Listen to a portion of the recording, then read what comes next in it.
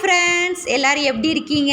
எல்லோரும் சூப்பராக சந்தோஷமாக இருக்கீங்க நம்புகிறேன். நானும் ரொம்ப சந்தோஷமாக ஹாப்பியாக இருக்கேன் ஃப்ரெண்ட்ஸ். இன்றைக்கி வந்து நம்ம 7th டே 8th டே உள்ள ஒர்க் அவுட்டை பார்க்க போகிறோம் ஃப்ரெண்ட்ஸ். 7th டே வந்து என்னால் ஒர்க் அவுட்டும் வாக்கிங் பண்ண முடியல, ஏன்னா வீட்டுக்கு கெஸ்ட்டு வந்ததுனால ஒன்லி டயட் மட்டும்தான் இருந்தேன். 8th டே தான் பண்ணினேன். மண்டே அந்த 7th டே தான் இப்போ பார்க்க போகிறோம். 62.900 இருக்கிறேன், சேம் வெயிட்டு. அன்னைக்கு மார்னிங் வந்து நான் டிஃபன் என்ன எடுத்துக்கிட்டேன்னா 2 கோதுமை தோசை எடுத்துக்கிட்டேன். லஞ்ச் வந்து ஒயிட் ரைஸும் சிக்கன் கிரேவியும் எடுத்துக்கிட்டேன். அதை ஆட் பண்ண முடியல. 2 சப்பாத்தி டின்னருக்கு எடுத்துக்கிட்டேன். அடுத்து 8th டே டியூஸ்டே வந்து எகைன் பார்க்கையில் 250 கிராம் லாஸ் ஆகியிருக்கேன். மிராக்கிள். அது என்ன ரீசன் நான் பின்னாடி சொல்கிறேன். அன்றைக்கி நான் மார்னிங் வந்து 3 இட்லிஸ் எடுத்துக்கிட்டேன்.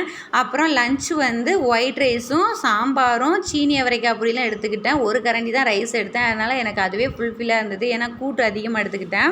அப்புறம் 2 ஒர்க் அவுட் வந்து சொல்ல மறந்துட்டேன். ஒன்று வந்து இந்த ஸ்டொமக் ஃபேட் லாஸு, இது கிளாக் வைஸில் ஆன்டி கிளாக் வைஸில் 30-30 பண்ணுங்கள். இது என்னன்னு தெரியுதா? நம்ம அம்மாவும் ஆச்சியும் உரல்ல அரிசி உளுந்து ஆட்டுவாங்களா, அதுதான். நம்ம இப்போ அதை வந்து பண்ண முடியல, எல்லோரும் கிரைண்டரில் போட்டுறதுனால நம்ம இப்போ வந்து இதை எக்ஸசைஸாக மாற்றிக்கிட்டோம், அவ்வளோதான். அப்புறம் இது ஆம் ஃபேட் லாஸு, இது 30 கவுண்ட்ஸ் எடுத்துக்கோங்க. இதை வந்து வார்ம் அப்பாகவும் பண்ணிக்கலாம்னு சொல்லுவாங்க.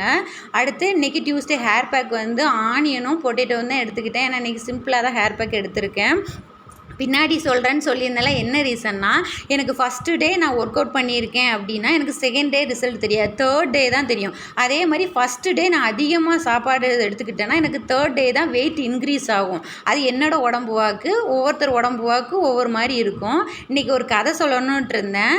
ஒரு அரசர் இருக்கார். அந்த அரசர் வந்து புத்த துறவியை ஆகிறதுக்கு ஆசைப்பட்டு மக்கள்கிட்டையும் மந்திரிட்டையும் சொல்லும்போது மக்கள்லாம் ரொம்ப ஃபீல் பண்ணி, அரசரே நீங்கள் எங்களுக்கு நல்லா செஞ்சுருக்கீங்க, பார்த்துருக்கீங்க, உங்களை மாதிரி அரசர் எங்களுக்கு யார் கிடைப்பா, அதனால் நீங்களே ஒரு அரசரை வச்சுட்டு போங்க அப்படின்னு சொல்லும்போது அரசரும் சரி அப்படின்னு சொல்லி ஒரு காம்படிஷன் இது பண்ணியிருக்காரு. எல்லா ஊர்லேருந்து இளைஞர்கள் வந்திருக்காங்க.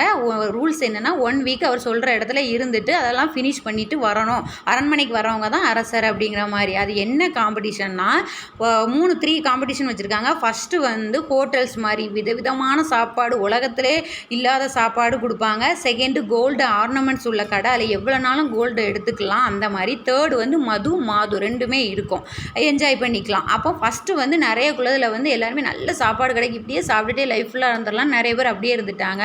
செகண்ட் வந்து நம்ம தங்கம் நிறைய கிடைக்கும், நம்ம ஏன் அரசராகணும், நம்ம தங்கத்தை எடுத்துகிட்டு வீட்டுக்கு போயிடணும், நிறைய பேரை எடுத்துகிட்டு போயிட்டாங்க.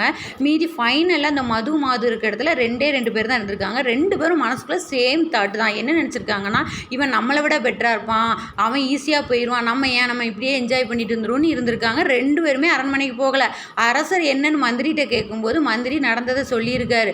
ஐயையோ இப்படி இருக்காங்களே இப்போ உள்ள இளைஞர்கள்னு அவர் ஃபீல் பண்ணியிருக்காரு. இதுலேருந்து என்ன தெரியுனா, மோரல் ஆஃப் த ஸ்டோரி என்னன்னா, நம்ம வெயிட் லாஸ் ஸ்டார்ட் பண்ணியிருப்போம், 1 வீக் நான் பண்ணியிருப்போம், என்னடா எனக்கு வெயிட் லாஸே ஆகலைப்போ, இதெல்லாம் சும்மா வெத்து வெட்டு, இதெல்லாம் ஏமாத்துற வேலை, இது நமக்கெல்லாம் ஆகாது அப்படின்னு நெகட்டிவாக நினச்சிட்டு பாதி தூரம் கடந்திருப்போம். மீதி பாதியை கடக்கிறத யோசிக்காமல் நம்ம சொகுசாக இப்போ இருக்கிற வாழ்க்கையை நினச்சிட்டு இப்படியே சொகுசாக இருந்துருவோமே அப்படின்னு நினச்சிருந்தோம். அப்படி இருக்கக்கூடாது. கஷ்டப்படுங்க, கொஞ்சம் கஷ்டப்படுங்க. ஏன்னா இப்போ வந்து அந்த வேர்ல்டு ஹெல்த் ஆர்கனைசேஷன் வந்து என்ன கண்டுபிடிச்சிருக்காங்கன்னா, ஜென்ஸை விட லேடிஸ் தான் நம்ம ரொம்ப வெயிட் அதிகமாக இருக்கோன்னு ஃபீல் பண்ணுறோமா, வெயிட் அதிகமாகிறோமா. சின்ன பசங்க கூட இப்போ வெயிட் வந்து ரொம்ப இன்க்ரீஸ் ஆகிருந்தாங்களாம். ஏன்னா இப்போ உள்ள டெக்னாலஜி அப்படி இருக்கனால எல்லாருமே சொகுசு வாழ்க்கையை தேர்ந்தெடுக்கிறோம். அதனால் வெயிட் இன்க்ரீஸ் ஆகிருது. வெயிட் லாஸ் பண்ணுறதுக்கு நம்ம வீட்டில் இருந்தே பண்ணலாம். இதுக்கெல்லாம் காசு துட்டு எதுவுமே செலவழிக்க வேண்டாம். ஒரு 21 டேஸ் தொடர்ந்து பண்ணிங்கன்னா ரெகுலர் ரொட்டீன் லைஃப் ஆயிடும்.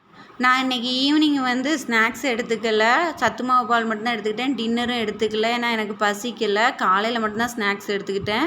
இன்றைக்கி 8000 ஸ்டெப்ஸ் நடந்திருக்கேன். ஓகே சிஸ்டர்ஸ், தேங்க்யூ, பாய்.